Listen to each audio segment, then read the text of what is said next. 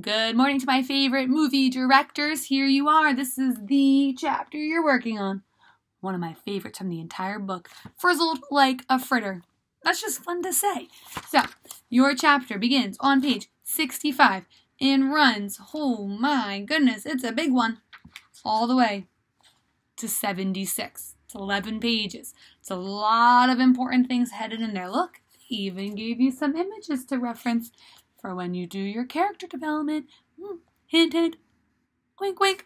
So, 65, Frizzled like a fritter. Make sure that you maybe even reread this chapter if necessary to make sure that you have all the important characters, setting, the plot development, what's happening in this chapter, because it's a pretty big turning point in the novel. We learn a lot about the Grand High Witch in Frizzled like a fritter. Okay? One other thing that I need you to look for is the mood. What is the mood? The mood is kind of the feel that the author is giving off in this chapter. Okay? Not the whole story, just the chapter.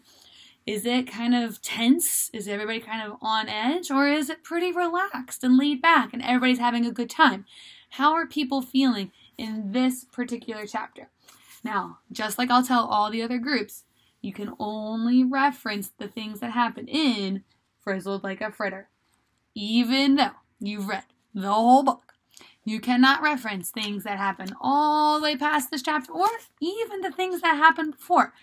Obviously, if it's important background information that you need to include, like certain characters and what they look like and how they act, you can do that. But in your video, you cannot reference what happens, let's say, as the mouse burglar. Okay? You can't even foreshadow. What you need to worry about is exactly what's happening just in this chapter. I know you can do it. I know you can work well together.